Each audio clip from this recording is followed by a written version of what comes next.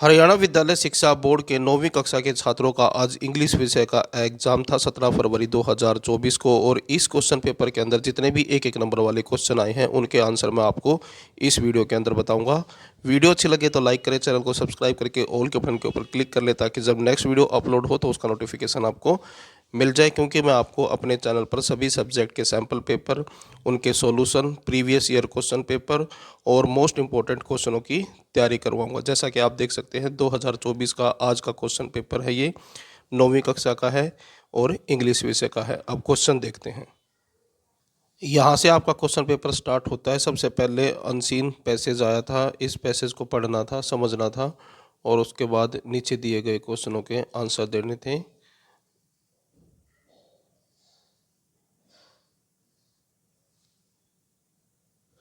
ये पैसेज का बाकी का हिस्सा है और इसके नीचे क्वेश्चन है। पहला क्वेश्चन आया था what can the book readers control, यानी कि बुक रीडर जो है, बुक को पढ़ने वाले, वो किस चीज़ को कंट्रोल कर सकते हैं। अपनी स्पीड को भी, यानी कि जब चाहे वो तेज़ कर सकते हैं, जब चाहे वो अपनी स्पीड को स्लो कर सकते हैं। लर्निंग इंटरवल, यानी कि जो मध्यांतर है, जो बीच का गैप है, वो अपनी मर्जी से ले सकते हैं। स्टॉप और कंटिन्यू रीडिंग, यानी कि किसी भी समय अपनी रीडिंग को स्टॉप भी कर सकते हैं और अपनी रीडिंग को कंटिन्यू भी कर सकते हैं। तो इसलिए जो आंसर है वो ऑप्शन डी है। उसके बाद है imagination and thinking process are involve in, यानी कि इमेजिनेशन यानी कि कल्पना और जो थिंकिंग है यानी कि जो हमारी सोच है, उस प्रोसेस के अंदर क्या चीज़ शामिल है, उसमें है रीडिंग बुक्स। तो आंसर ऑप्शन बी जो है आपका आंसर बनेगा। उसके बाद अगला क्वेश्चन देखें। The regular habit of watching TV and mobile in children, यानी कि जो रेगुलर हैबिट है, आदत है टीवी देखने की और मोबाइल बच्चों में, इन चिल्ड्रन मतलब बच्चों में, इफेक्टिंग देयर मेंटल ग्रोथ, उनके जो दिमागी विकास है उसको प्रभावित करता है। अगला क्वेश्चन है for knowledge with with broad scopes and diversified contents turn to the books. तो इसका आंसर बनेगा option B, option A books. तो इसका मतलब ये है कि हमें किताबों से जो है बड़ी मात्रा में नॉलेज मिलती है और अलग अलग विषय पर, यानी कि विविधता होती है किताबों में। उसके बाद अगला क्वेश्चन है पांचवा, electronic media is an effective tool for, यानी कि इलेक्ट्रॉनिक मीडिया जो है एक प्रभावशाली टूल है, उपकरण है, लर्निंग ऑफ स्किल, यानी कि जो स्किल है, जो आपकी लर्निंग स्किल है उसको बढ़ाने के लिए हेल्पफुल रहता है। उसके बाद इन क्वेश्चनों के आंसर लिखने होंगे, इसलिए मैंने यहाँ पर इनके आंसर नहीं लिखे हैं, इनके आंसर मैं आपको बाद में दिखाऊंगा। और यहाँ पर पैसिव वर्ड का जो है सिनोनियम ढूंढना था, तो वो है इनएक्टिव। उसके बाद नीचे देखें, ये दूसरा पैसेज है, ये दूसरे पैसेज का बाकी का हिस्सा है।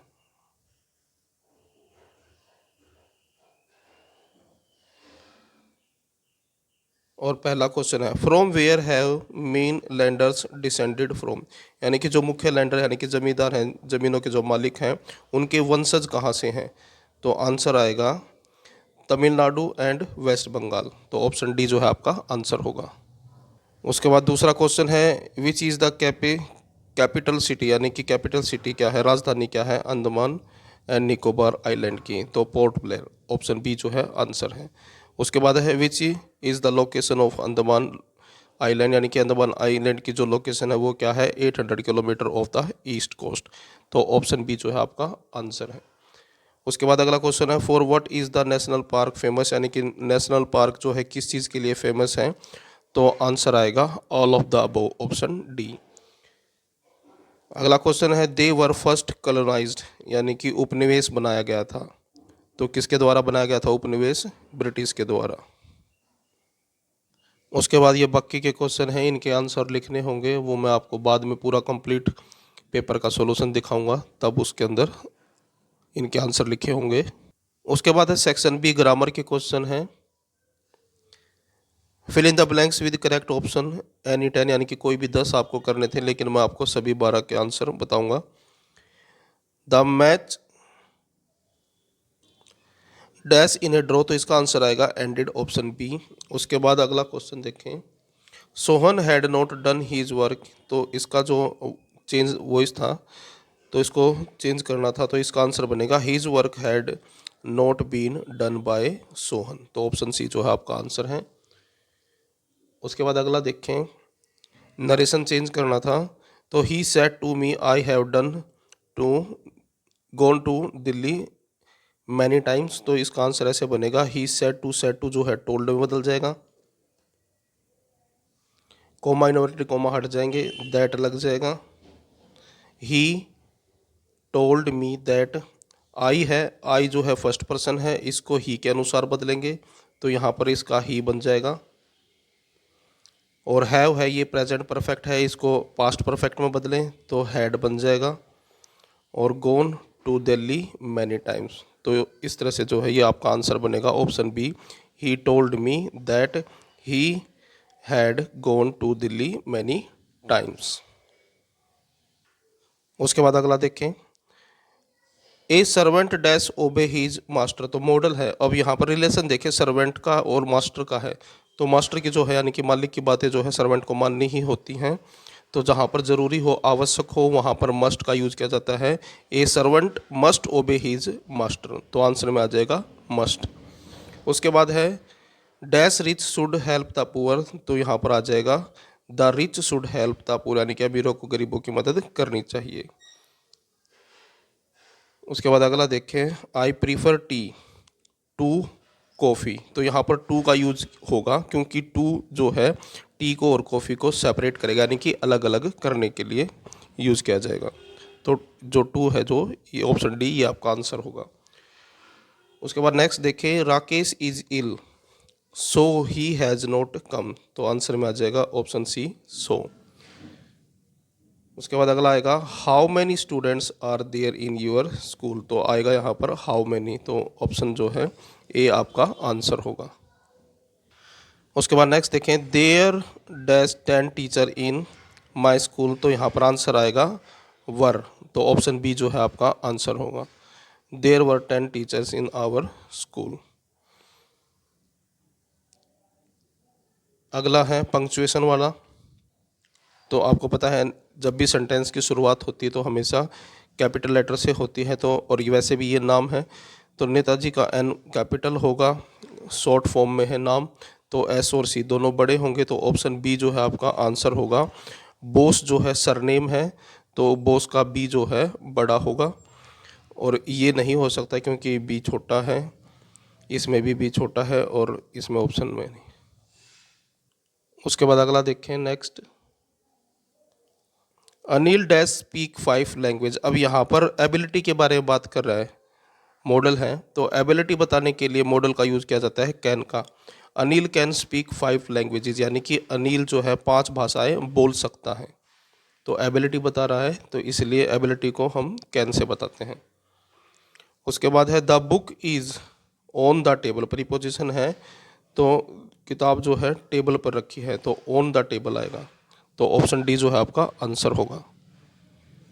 उसके बाद ये क्वेश्चन नंबर 4 है, इनके आंसर मैं आपको बाद में दिखाऊंगा। जो सीन पैसेज आए हैं उनमें एक एक नंबर वाले क्वेश्चन आए थे, उनके आंसर बताऊंगा आपको मैं। यहाँ पर क्वेश्चन नंबर 6 में जो है सीन पैसेज आए थे आपकी किताब से पैसेज,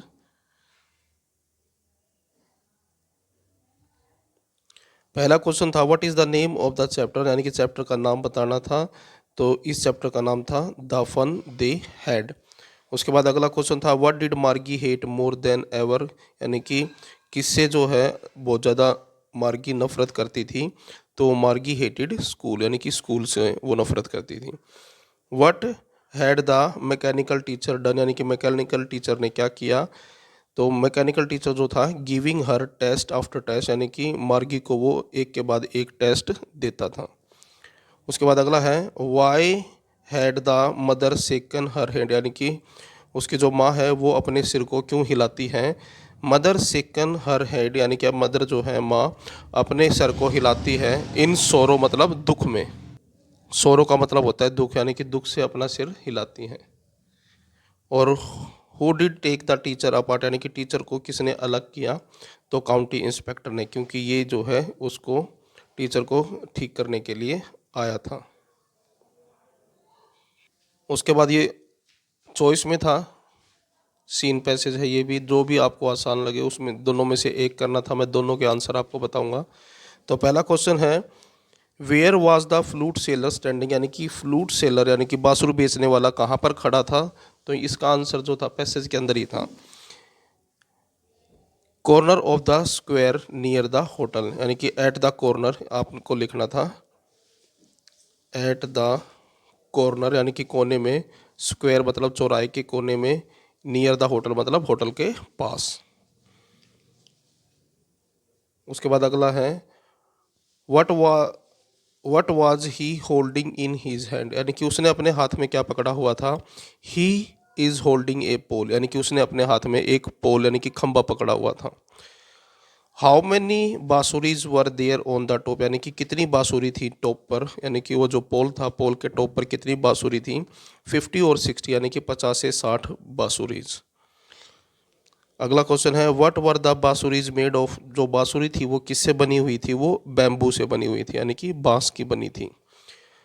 अगला क्वेश्चन है how does he play the flute, और वो फ्लूट यानी कि बांसुरी को कैसे बजाता है। तो इसका आंसर जो है पैसेज के अंदर ही था, ही प्लेज स्लोली यानी कि वो धीरे से बजाता है, मेडिटेटिवली यानी कि ध्यानपूर्वक, विदाउट एक्सेसिव डिस्प्ले, और ज़्यादा वो अपने आप को डिस्प्ले नहीं करता यानी कि ज़्यादा ऊंची आवाज़ में वो नहीं बजाता है। तो उसके बाद ये क्वेश्चन आए थे क्वेश्चन नंबर 7 में। उसके बाद है क्वेश्चन नंबर 8, और उसके बाद क्वेश्चन नंबर 9 के अंदर पोएम से स्टैंजा आए थे। इसके आंसर बताता हूँ आपको। पहला है what were the two roads covered with, यानी कि दो जो सड़कें थी वो किससे ढकी हुई थी। कवर का मतलब होता है ढकना। दे वर कवर्ड विद लीव्स, यानी कि पत्तों से ढकी हुई थी। लीव्स होते हैं पत्ते।